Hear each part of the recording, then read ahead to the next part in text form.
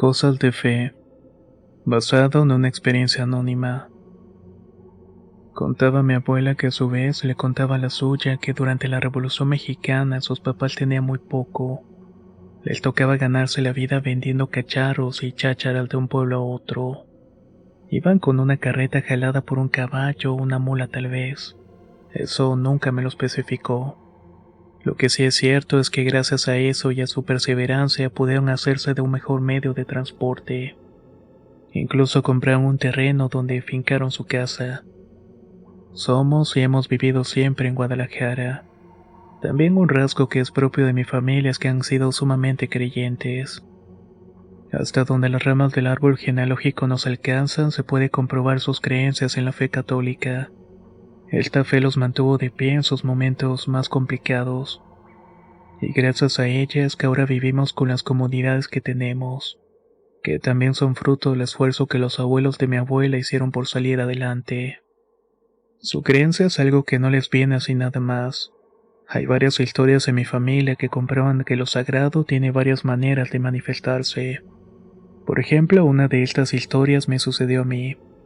Así que yo soy el primero en atestiguar que hay cosas vinculadas a lo divino que a veces pueden salvarnos la vida. Mi último año en la universidad fue un periodo de mucho descontrol en mi vida. Me gustaba salir de fiesta los fines de semana y regresaba muy tarde a la casa si es que lo hacía. En muchas ocasiones dormía en casas de mis amigos en el lugar en el cual estuviéramos. Una de esas veces tuve una pelea con otro sujeto. Pasó en un bar en el cual estábamos tomando. Mi borrachera era tanta que hasta me puse a discutir con los amigos con los que iba. Del enojo los dejé ir y ahí me salí del lugar para caminar hasta encontrar un taxi. No recuerdo exactamente la hora que era, pero ya casi no pasaban coches. Después de un rato de ir caminando, noté que dos tipos que iban del otro lado de la banqueta me iban siguiendo. Hasta lo borracho se me abajó cuando sentí la adrenalina que detonó cuando sientes peligro. No supe si correr o gritar, aunque no importaba mucho porque no conseguía hacer ninguna de las dos. Pasó un rato cuando los sujetos que me seguían doblaron en una esquina y dejaron de perseguirme. Me recargué en la pared hasta que escuché que un auto se detenía frente a mí. Pensé que eran los mismos tipos que volvían para levantarme o hacer algo más, pero sentí un gran alivio al darme cuenta de que eran mis amigos, esos mismos que había dejado en el bar y que regresaron por mí para llevarme a casa.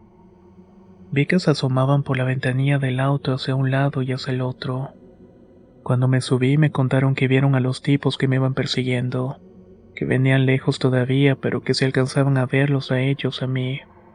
Me dijeron que un buen paro me habían hecho los otros dos con los que iba, o fue una buena idea de mi parte juntármele, o muy buena onda de la suya al ayudarme.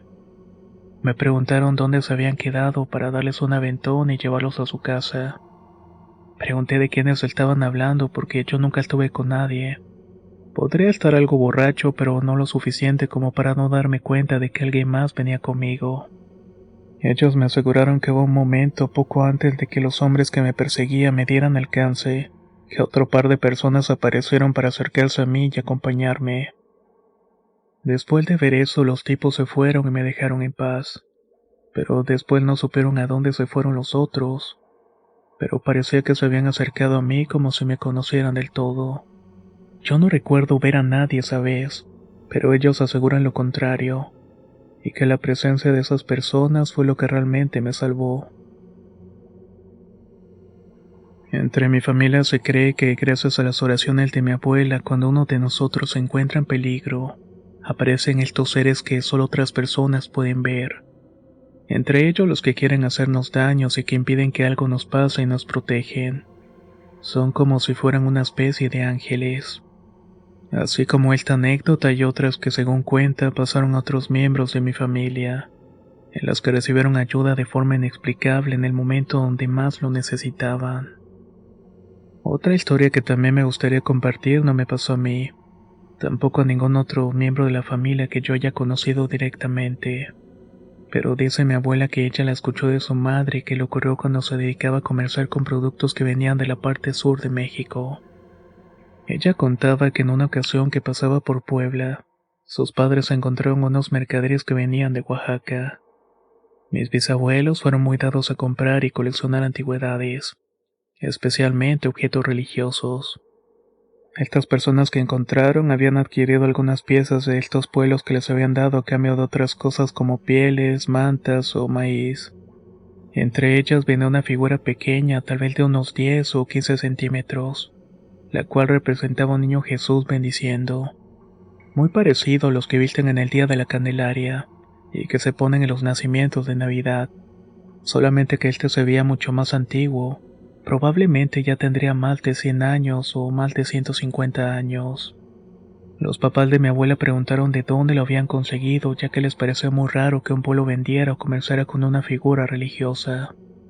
Quienes lo vendieron contestaron que seguramente había sido de las piezas que durante la Guerra de Reforma o la Guerra Cristera, el ejército había quitado a la iglesia.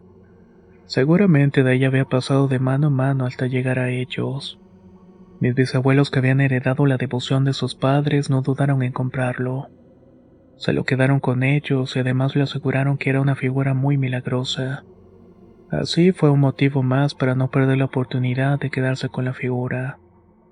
Cuando estuvieron de regreso en casa, acomodaron la figura en un pequeño altar donde la pusieron en compañía de otros santos que todos también eran devotos.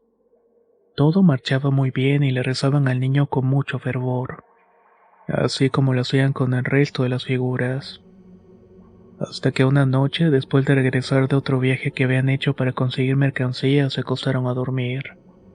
No pasó mucho tiempo cuando escucharon los llantos de un niño que los despertó. Pensaron que se trataba de alguien que pasaba por la calle, pero dudaron de esto cuando después de un rato los llantos volvieron a escucharse. Podría tratarse de un vecino, pero también descartaron esta opción cuando pensaron con detenimiento. Y hasta donde ellos sabían, nadie que viviera cerca tenía un bebé. De cualquier manera, no descartaron la opción de que eso fuera lo que estaba pasando. Pero las noches siguientes pasó lo mismo. Ya muy entrada la madrugada escuchaban los llantos de un pequeño que parecían lejanos, pero se escuchaban con mucha claridad. No podía descansar, así que no tuvieron otra opción más que preguntar a cada uno de los vecinos para averiguar de qué se trataba, y que hicieran algo por solucionarlo o al menos saber si eran los únicos que lo escuchaban. Solamente que al preguntar se dieron cuenta de que si era así. Comprobaron dos cosas en ese momento. La primera es que ninguno de los que vivían cerca tenían un bebé, y nadie había escuchado el llanto o ruido por las noches más que ellos. Cuando escucharon otra vez el llanto, la siguiente noche se levantaron y pusieron más atención. Se dieron cuenta de que el llanto venía del interior de su casa. Como era un llanto tan tenue, siempre creyeron que venía de otro sitio. Tuvieron que guardar silencio total para comprobar de dónde venía aquel llanto. Y como se imaginan, venían de la pequeña figura que habían comprado, del niño Jesús que estaba en el altar. Yo no imagino cómo habría reaccionado al darme cuenta de algo así. Los papás de mi abuela llevaron a la figura a la iglesia a la que solían asistir. Le preguntaron al padre qué era lo que estaba sucediendo. Le contaron cómo había llegado hasta ellos y que la compraron unos comerciantes que venían del sur, que ella las habían obtenido de unas personas de algún pueblo de la zona. El padre les contó que en sus años de sacerdocio se había topado con algunas historias similares. Había escuchado de iglesias en las que los santos que son movidos del lugar desaparecen para volver al lugar donde los habían sacado. Seguramente ese niño había sido profanado de algún templo, y estaba llorando porque quería volver a su espacio. Y así iba a seguir hasta que le encontraran el lugar al cual pertenecía y lo devolvieran. Pasaron varios meses buscando a quienes les vendían la figura hasta que dieron con ellos. Les confesaron que la figura del niño que la habían vendido era de un lugar de los valles de Oaxaca. Ahí es donde tenían que devolverla. Cuenta mi abuela que ella recuerda cuando fueron a entregarla. Le contaron a la gente del pueblo lo que pasaba con el niño y que su lugar estaba con ellos de vuelta. Así que lo dejaron ahí sin pedirles algo a cambio. Desde entonces el niño se encuentra en la iglesia del pueblo, siendo muy querido por todos los habitantes. Mi familia y yo cada cierto tiempo vamos a visitarlo, porque de alguna manera seguimos sintiendo el vínculo con él. Cada que lo hacemos encontramos juguetes, dulces, flores y peticiones de la gente que le pone. Dicen que es muy milagroso, y nosotros no dudamos de que sea cierto. Pero como dicen por ahí, todo depende de la fe de quien pida.